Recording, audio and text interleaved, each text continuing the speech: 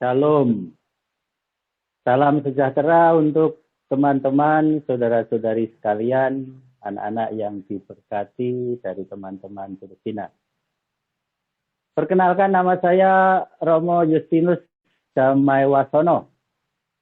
Saya dilahirkan di Ambarawa 44 tahun yang lalu. Saya ditabiskan tahun 2007. Jadi saya sudah jadi imam kurang lebih menuju ke 12 tahun ke-12 ini. Setelah ditabiskan, saya tugas di Cianjur 2 tahun, lalu tugas di Thailand 7 tahun, pindah ke Jogja 1 tahun, pindah ke Depok 3 tahun, dan sekarang saya tugas di Lampung, di Paroki Keluarga Kudus Baradatu Lampung.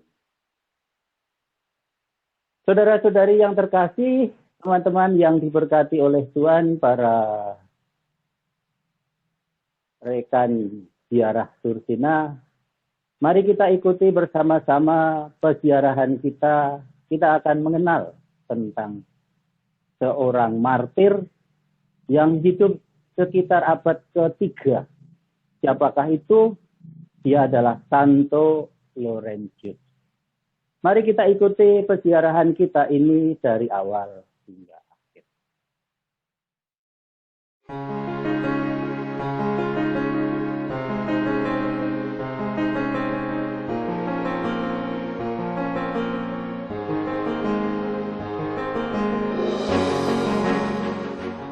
Untuk mengawali siaran virtual kita saat ini, kita siapkan hati dan pikiran kita.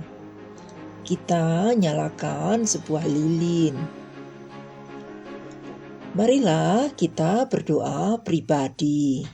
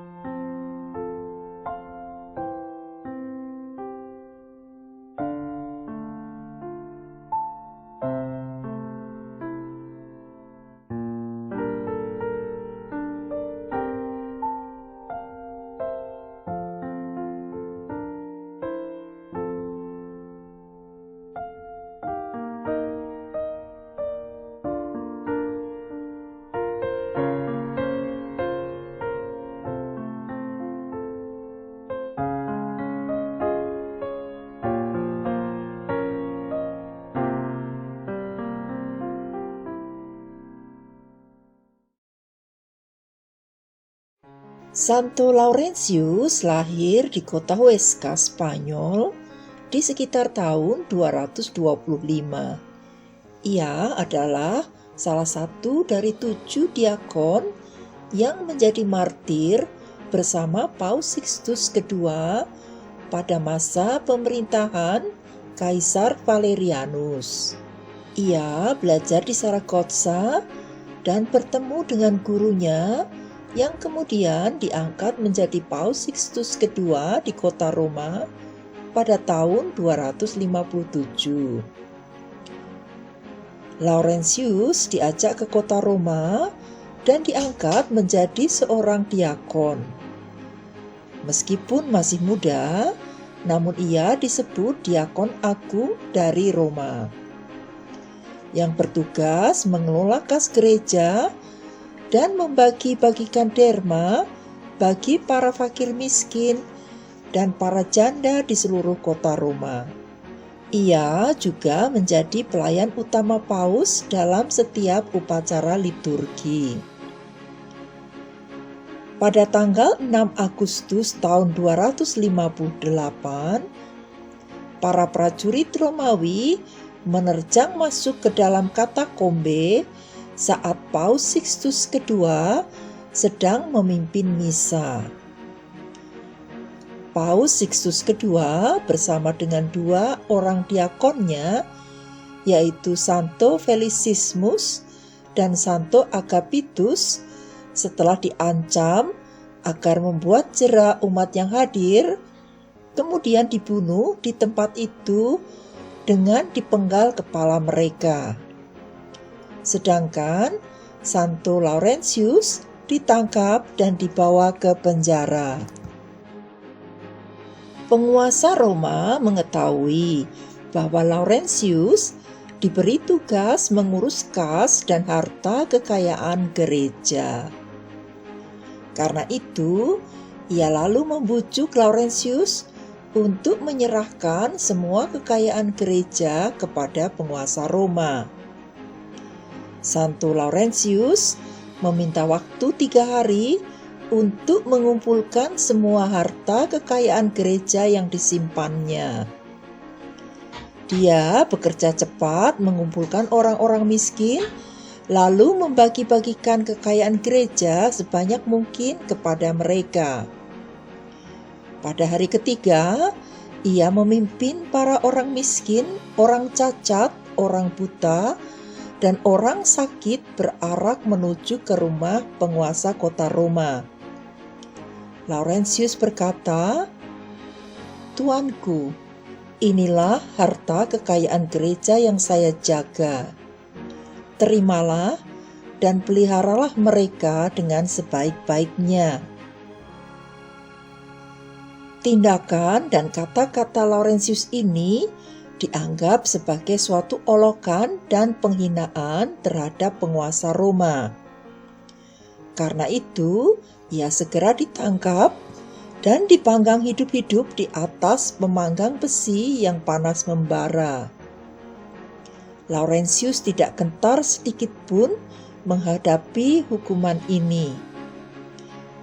Setelah separuh badannya di bagian bawah hangus terbakar, ia meminta supaya badannya dibalik sehingga bisa hangus terbakar seluruhnya. "Hai, sebelah bawah sudah hangus. Baliklah badanku agar seluruhnya hangus," katanya dengan sinis kepada para algojo yang menyiksanya. Laurentius akhirnya menghembuskan nafas terakhir di atas pemanggangan sebagai seorang kesatria Kristus. Santo Laurentius wafat pada tanggal 10 Agustus tahun 258. Basilika San Lorenzo fuori le mura dikenal juga dengan nama Basilika San Lorenzo al Verano. Di tempat inilah dimakamkan Santo Laurentius, Santo Stefanus, dan Santo Justinus pertama. Gereja semula dibangun pada abad keempat oleh Raja Konstantin pertama. Waktu itu gereja disebut sebagai Basilika Utama Konstantiniana. Pada era kepemimpinan Paus Pelagius II tahun 579 hingga 590, gereja ini dipersembahkan kepada Bunda Maria dan diubah menjadi Basilika Minor Pelagiana. Pada abad ke-9 hingga ke-12, gereja ini sempat ditinggalkan dan tidak digunakan lagi. Baru pada era Paus Honorius III tahun 1217 mulai diperluas seperti yang kita lihat saat ini. Pada saat Paus Pius ke-9 mendapatkan mandat untuk membuka keuskupan gereja Latin di Yerusalem pada tahun 1374 hingga 1847, Basilika ini menjadi pusat keuskupan gereja Latin dari Yerusalem yang berada di kota Roma.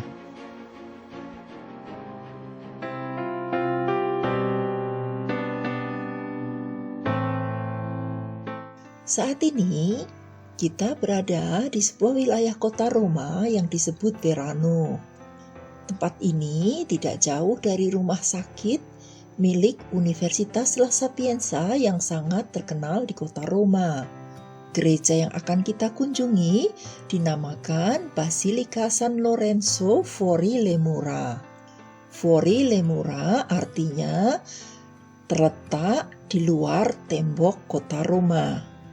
Basilika ini merupakan basilika yang wajib dikunjungi untuk ziarah 7 gereja yang dipopulerkan oleh Santo Filipus Neri.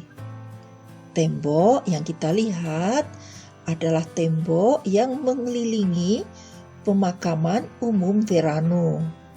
Pada era Paleokristiano atau awal-awal kekristenan, tempat ini merupakan wilayah pinggiran dan wilayah untuk pemakaman umum. Dari sini kita melihat menara lonceng yang menjadi ciri khas Basilika Romana di abad ke-12. Pada Perang Dunia Kedua, di pinggiran kota Roma banyak dijatuhi bom oleh sekutu. Dan salah satu bom menghancurkan Basilika San Lorenzo. Meski dapat dibenahi ulang dan diperbaiki, namun ada banyak bagian di dalam gereja yang sulit dikembalikan seperti aslinya.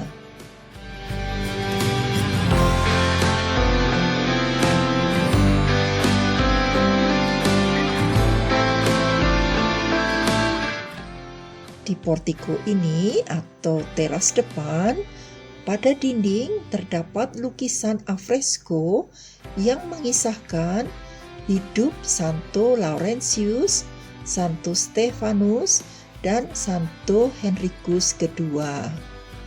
Ini adalah monumen yang mengisahkan bahwa ada banyak peninggalan penting di dalam gereja hancur akibat Perang Dunia Kedua.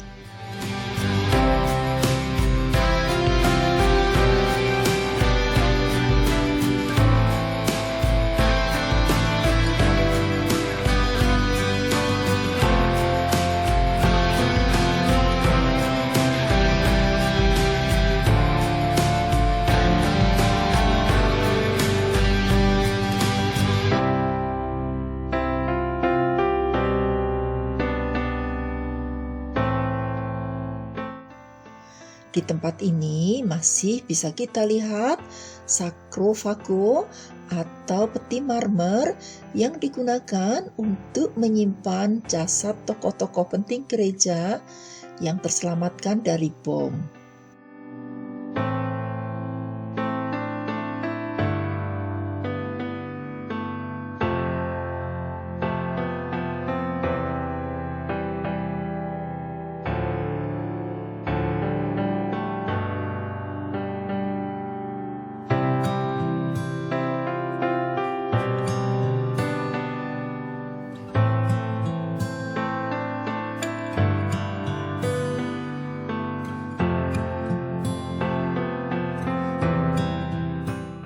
Marilah kita masuk ke dalam gereja.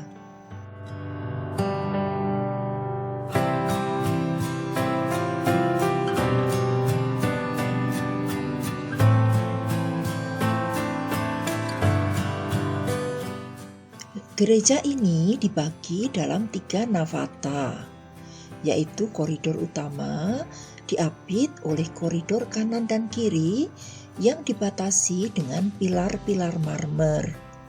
Perluasan gereja dengan 3 navata ini dibuat pada era Paus Honorius III.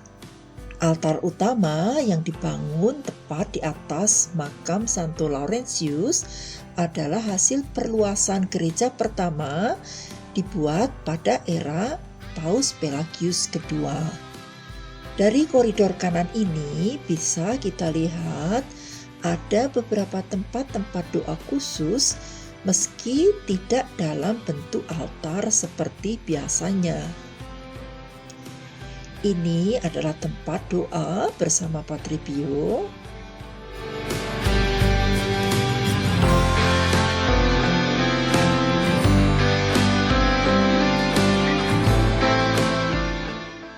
Di sebelahnya ada patung salib Yesus.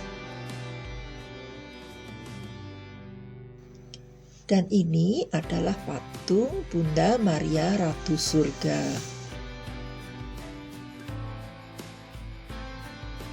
Masih kita lihat lukisan-lukisan alfresco yang ditempelkan pada tembok.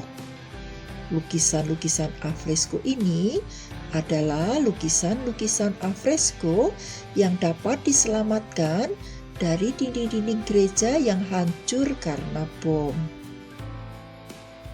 Ini adalah monumen untuk mengenang Giuseppe Rondinino, seorang pejuang Italia yang wafat pada tahun 1649 pada suatu peperangan. Ini adalah patung dari Santo Stefanus. Kapel ini dipersembahkan untuk Santo Tarsisius, seorang martir muda yang wafat pada tahun 275 di era Kekaisaran Aurelius. Santo Tarsisius ditangkap saat membawa hosti dan berusaha melindungi hosti tersebut dari perampasan tentara Romawi. Di atas altar ada lukisan pemakaman Santo Laurentius karya Emilio Savonanzi pada tahun 1619. Realisasi kapel ini adalah karya dari Virginio Vespignani pada tahun 1855 hingga 1864.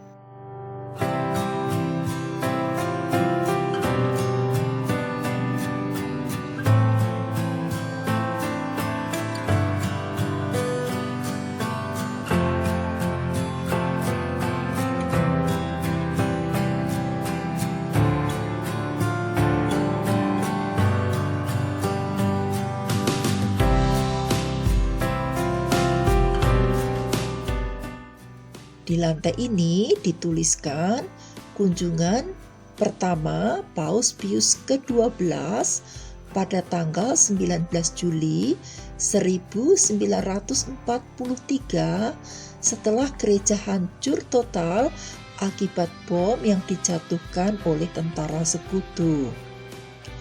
Lukisan mosaik bergaya kosmateki yang mengelilingi tulisan masih merupakan lukisan lantai kosmateki yang asli.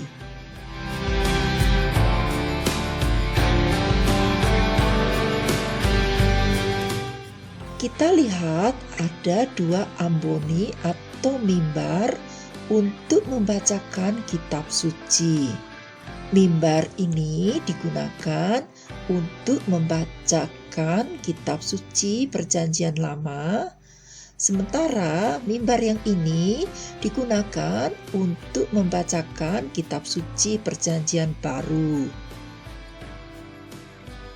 Tata hias lantai di gereja ini bergaya kosmateki sebagai ciri gaya tata lantai yang sangat terkenal pada abad ke-12 dan ke-13.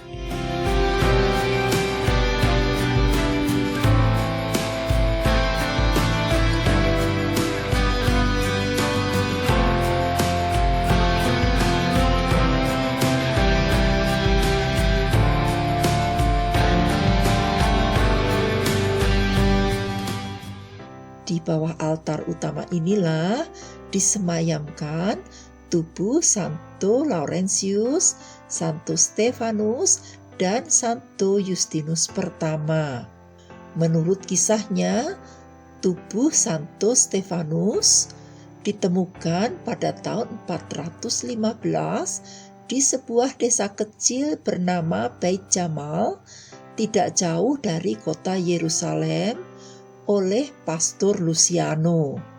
Tubuh itu oleh Uskup Yohanes kedua dipindahkan dan disimpan cukup lama di sebuah gereja di Bukit Zion. Pada tahun 439 oleh Ratu Ratu Eudoxia Athenae dipindahkan ke Konstantinopel. Dan pada era Paus Pelagius II, atas bantuan Raja Justinus pertama, dipindahkan ke basilika ini.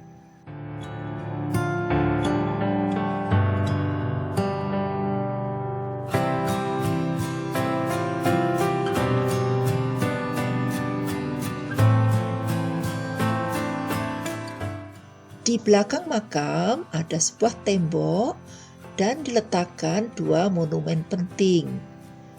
Ini adalah marmer yang menuliskan bahwa pada 20 Maret 1980 kota Huesca di Spanyol menjadikan Santo Laurentius sebagai santo pelindung kota Huesca. Di atasnya terdapat marmer yang merupakan lantunan doa untuk meneladani keberanian, kemurahan hati dari Santo Laurentius. Di balik dinding dipasang sebuah marmer yang diyakini oleh Paus Pius ke-9 sebagai darah dari Santo Laurentius saat mengalami siksaan sebelum akhirnya dipanggang hidup-hidup. Di bagian dalam ini kita juga bisa melihat bagian dari gereja awal dan terdapat sebuah kapel tempat disemayamkannya Paus Pius ke-9.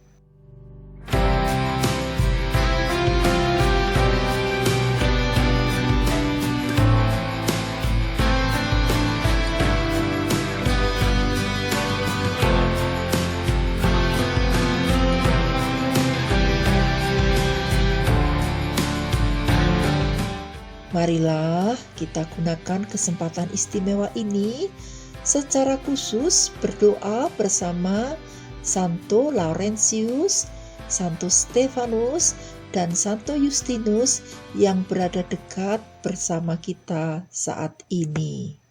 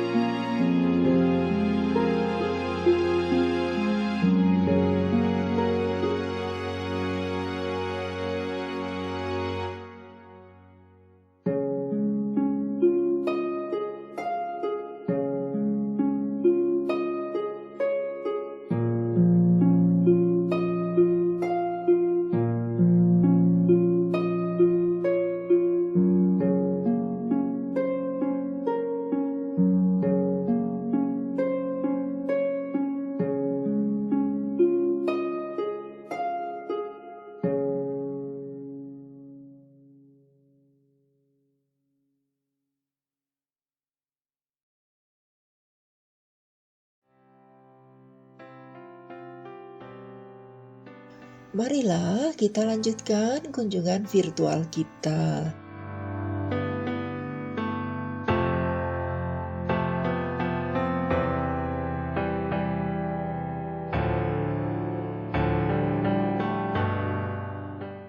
Seperti kita tahu, altar utama ini dibangun pada era Paus Pelagius II. Altar ini menurut catatan juga sudah pernah direnovasi dan diperbaiki beberapa kali.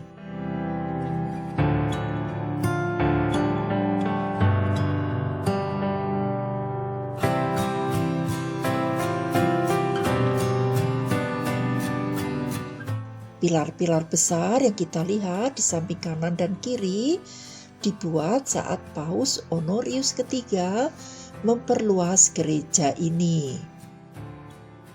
Di bagian belakang altar, khususnya di bagian atas, tampak orgel yang dibuat oleh Fratelli Ruffati pada tahun 1958. Orgel itu menjadi pengganti orgel tahun 1890 yang hancur karena bom.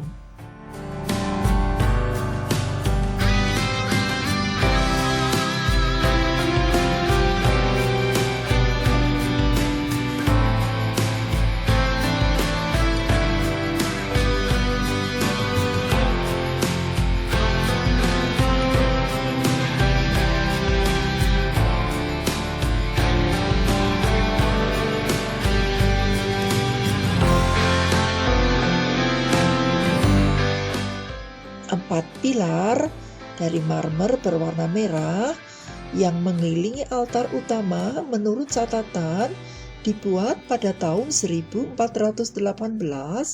oleh anak-anak dari Paulo Romano yang ahli dalam pembuatan dekorasi marmer di era itu. Sementara baldacchino atau penutup altar ditambahkan kemudian.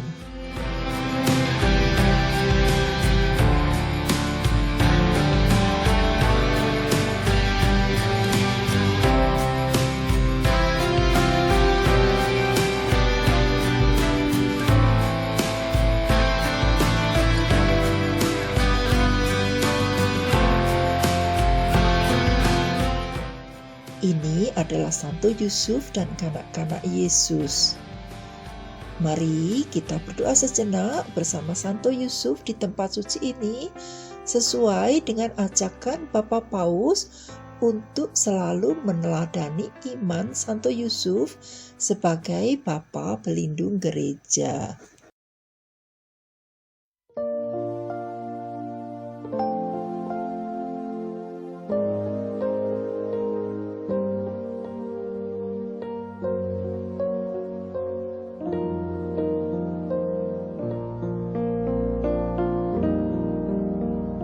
Salam Yusuf, pria yang tulus, mempelai murni Maria.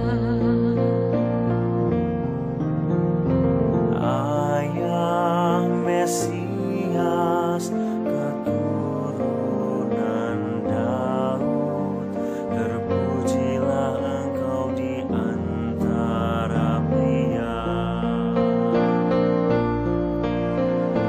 dan terpujilah Yesus, Putera Allah, yang dipercayakan padamu. Santo Yusuf pelindung gereja semesta, lindungi keluarga kami dalam damai dan rahmat ilahi, dan dampingilah kami saat ajal nanti. Amin. Amin. Amin.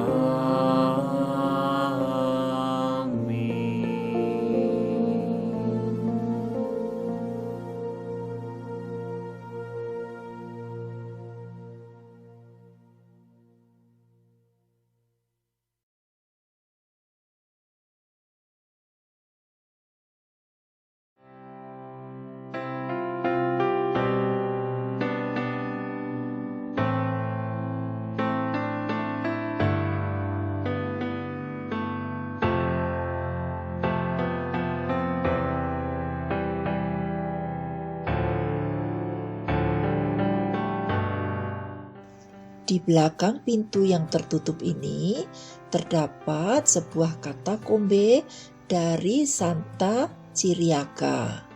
Di dalam katakombe itu dibangun juga sebuah kapel dan di atasnya terdapat lukisan marmer yang menggambarkan kematian Yesus diapit oleh Bunda Maria dan Santo Yohanes, karya dari Pietro da Cortona pada abad ke-17.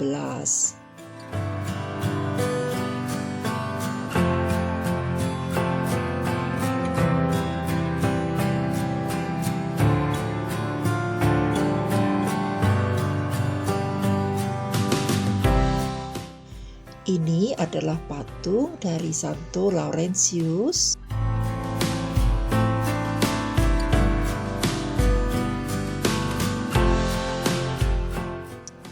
Ini adalah monumen untuk mengenang Michele Bonelli, cucu dari Paus Pius kelima yang wafat pada tahun 1604.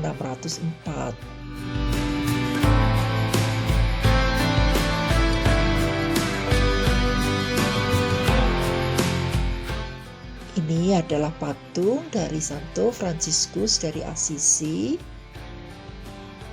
Ini adalah Santo Antonius dari Padova yang sangat terkenal dengan karya karitas memberi makan kepada orang-orang miskin.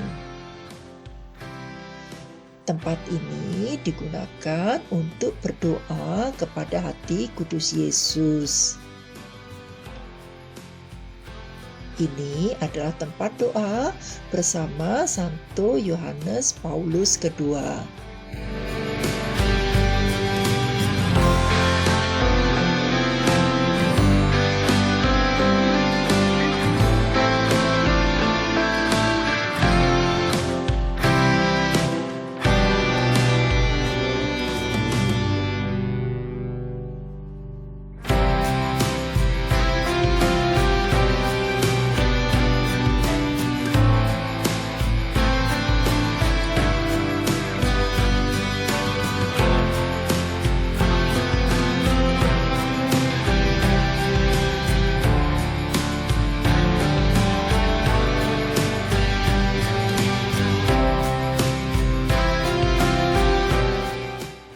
Ini adalah sarkofago atau peti mati marmer di abad ketiga.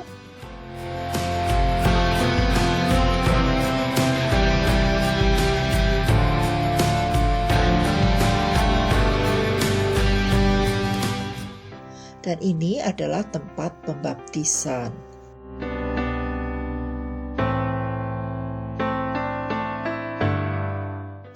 Selesai sudah siaran virtual kita, marilah kita akhiri dengan doa penutup dan berkat pewartaan sukacita.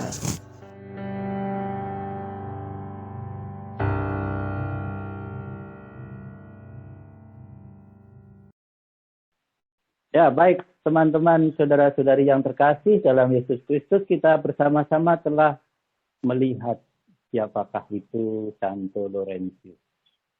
Kita melihat bagaimana keberanian Santo Laurentius untuk membela kepentingan gereja. Dia tidak takut akan segala macam bahaya dan tantangan, bahkan nyawa diancam pun dia tidak takut.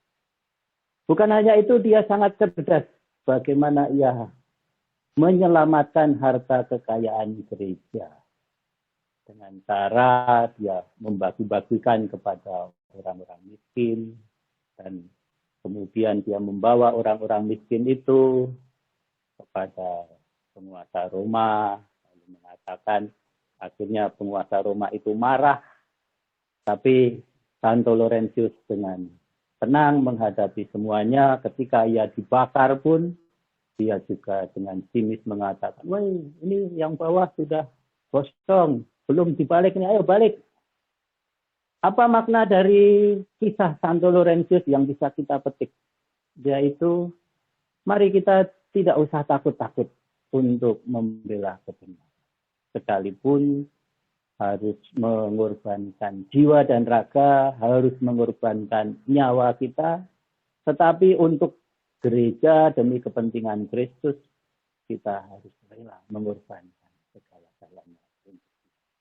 Kita tidak usah takut, kita mengikuti teladan Santo Laurentius yang dengan penuh keberanian, kegagahan, tapi juga sangat pandai, sangat cerdas untuk mengelola dan menyelamatkan harta kekayaan gereja, bukan untuk dirinya sendiri, tetapi khususnya untuk orang-orang miskin.